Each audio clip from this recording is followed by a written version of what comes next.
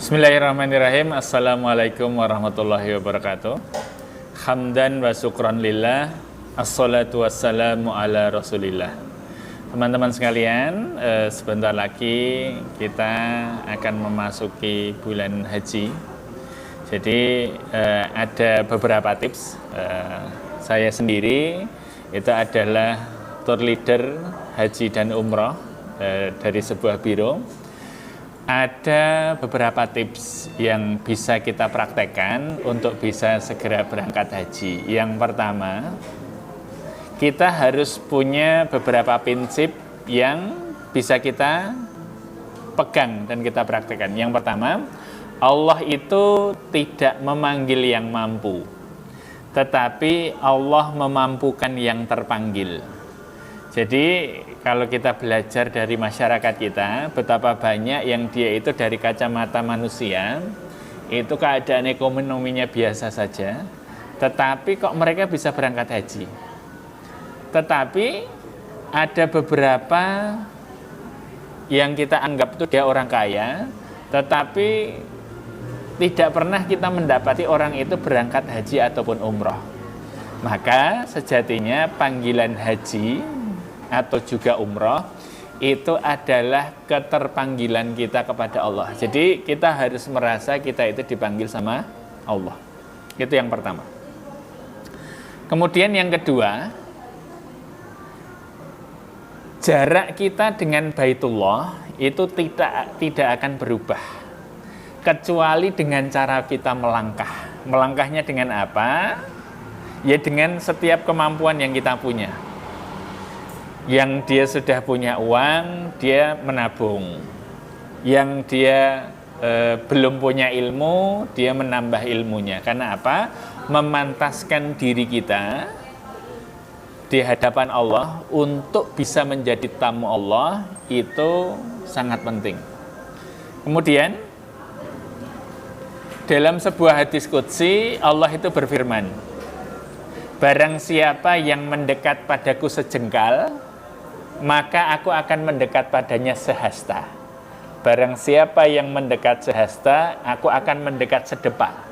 Barang siapa yang mendekat dengan cara berjalan, maka aku akan mendekat dengan cara berlari. Jadi bukan sejengkal kita yang nanti akan memberangkatkan kita, tetapi nanti respon dari Allah yang lebih baik daripada apa yang kita lakukan.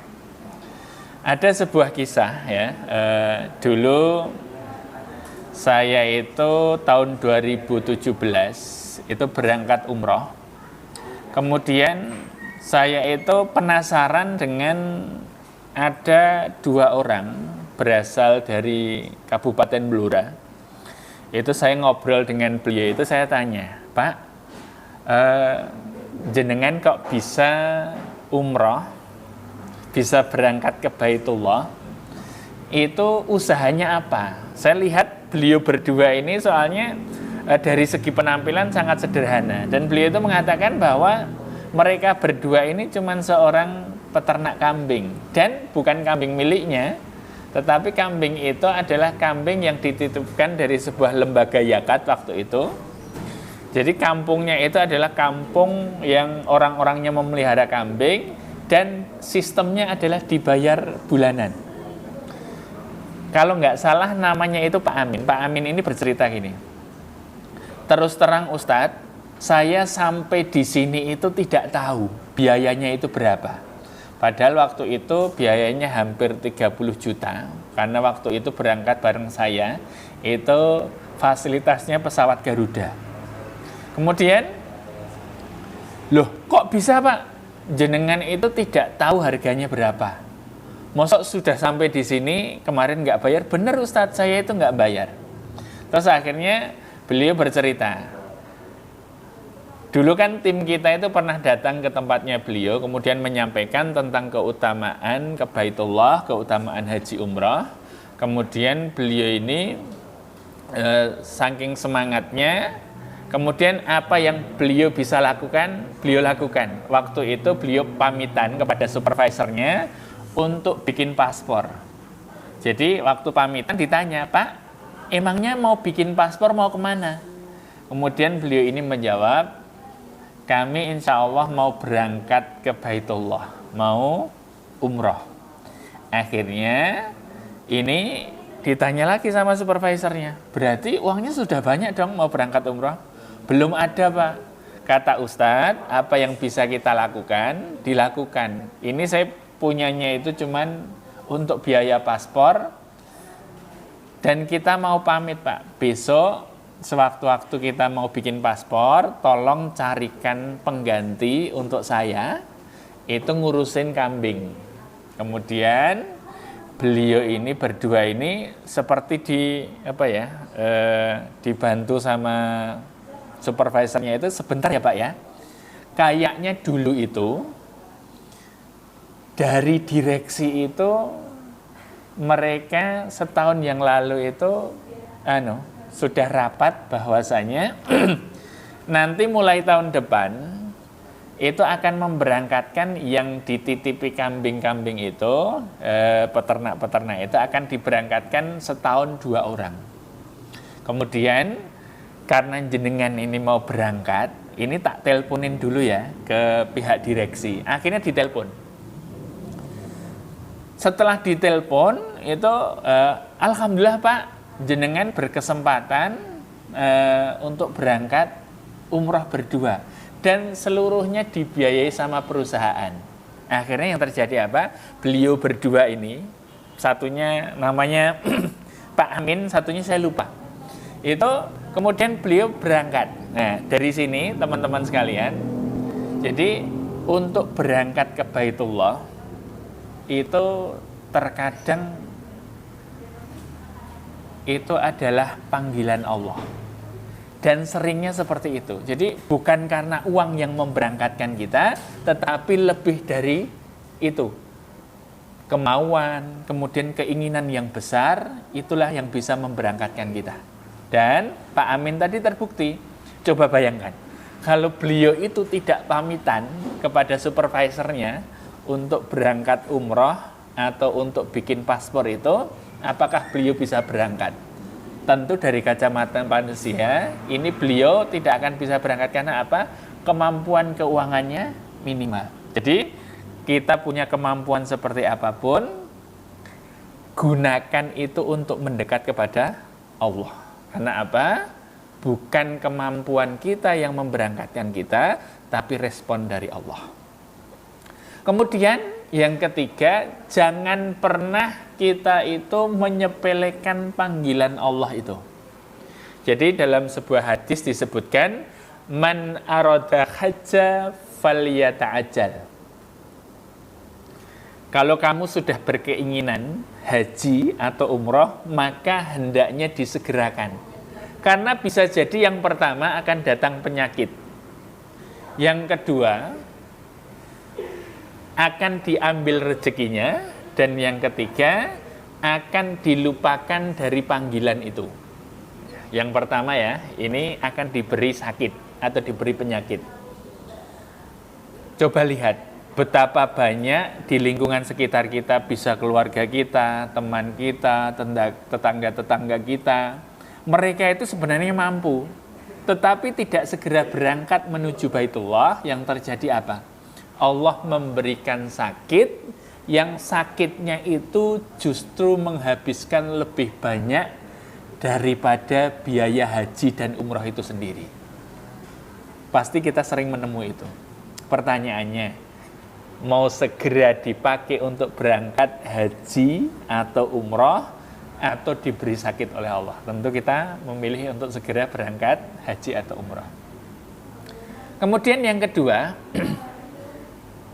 ancamannya adalah rezeki kita diambil oleh Allah.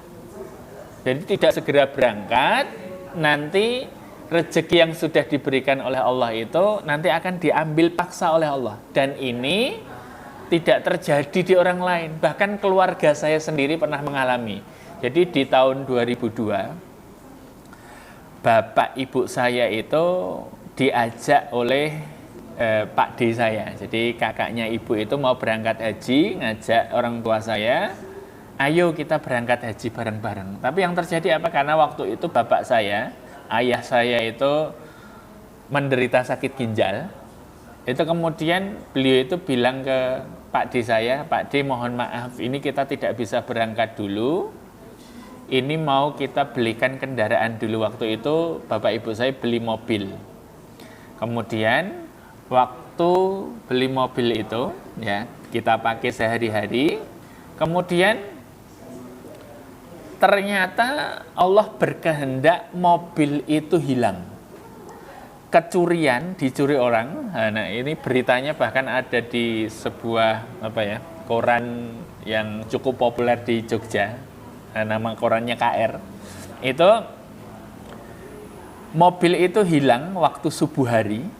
Waktu saya mau berangkat ke masjid itu ada yang tiba-tiba menstarter mobil kami kemudian dibawa kabur gitu. Saya itu sampai kelabakan nyari, kita kejar nggak dapat dan kita sibuk nyari mobil itu seharian. Dan ternyata saya itu ditelepon sama Pak D saya, Mat, kok keluargamu nggak ada yang datang menghadiri acara pengajian pamitan hajiku ki piye?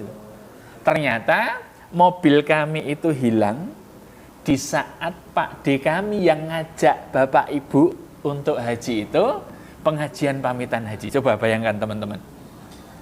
Allah mengambil rezeki kendaraan kami itu di saat Pak D kami itu pengajian pamitan haji. Kami itu seperti ditampar langsung oleh Allah. Karena apa? Harusnya waktu itu uangnya untuk daftar haji, untuk berangkat haji, tapi oleh orang tua saya dibelikan mobil. Dan akhirnya mobil itu hilang. Pertanyaannya, kita mau segera memakai sebagian rezeki kita untuk berangkat haji atau umroh, atau diambil paksa oleh Allah. Tentu kita harusnya dengan pelajaran ini itu pengen segera berangkat haji dan umrah. Kemudian yang ketiga, akan dilupakan dari panggilan itu. Jadi ini hukuman yang paling kejam yang menurut saya didatangkan oleh Allah pada kita. Karena apa? Kita itu nanti akan dilupakan dari panggilan Allah itu. Jadi betapa banyak dari kita yang mungkin masih lajang, nanti saya ngumpulin duit untuk menikah saja. Nanti setelah menikah, dia berencana punya anak. Setelah punya anak, itu kemudian nanti ada akikah untuk ngurusin anaknya dan sebagainya, sekolah, sampai anaknya itu nikah. Gitu. Kebutuhan itu akan ada terus. Kalau tidak kita sisihkan untuk berangkat ke Baitullah, haji dan umrah, maka kita tidak akan pernah bisa haji dan umrah. Karena kebutuhan itu akan selalu ada. Terus caranya gimana? Ya sisihkan. Sisihkan apa yang kita punya, kemudian dengan itu Allah akan memberikan respon yang terbaik. Dan jangan lupa juga, yang terpenting adalah kalau kita mau berangkat haji dan umrah, bekali diri kita dengan ilmu dan ketakwaan. Disebutkan oleh Allah, wa tazawwadu fa inna khairaz zadi taqwa. Maka berbekalah kalian, maka sebaik-baik bekal itu adalah takwa.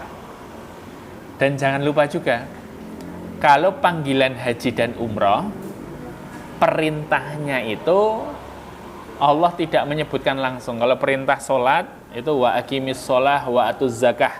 Itu, kerjakanlah sholat, bayarlah zakat. Kalau untuk perintah puasa, kutiba alaikumusiyam, itu langsung. Tetapi untuk perintah haji dan umrah, itu adalah wa atimul hajja wal umrata lillah, dan sempurnakanlah haji dan umrah karena Allah. Hai teman-teman, sempurnanya haji dan umrah kita itu bukan karena kita punya uang, bukan karena kita punya kemampuan, bukan, tetapi karena ilmu yang kita pelajari, fikih-fikihnya kita pelajari, dan persiapan hati kita untuk berangkat ke Baitullah. Itu lebih penting. Karena setelah saya berangkat umroh yang pertama, itu sekarang itu dari banyak biro itu penawaran ngajak saya untuk mendampingi jamaah itu luar biasa. Sekarang saya kalau berangkat ke Baitullah itu tidak lagi mengeluarkan uang, justru malah mendapatkan bayaran. Ini kan sesuatu yang luar biasa. Karena kita memantaskan diri kita, maka yang terjadi Allah memberikan kesempatan yang seluas-luasnya pada kita. Jadi yang masih muda, ayo kita belajar ilmunya, berusaha untuk segera berangkat. Insya Allah nanti kesempatan ke depan terbuka lebar. Nanti panjenengan semua bukan hanya menjadi tamu Allah satu kali, tetapi nanti menjadi pelayan tamu Allah, bisa bolak-balik ke Baitullah dengan rutin. Sekian, wassalamualaikum warahmatullahi wabarakatuh.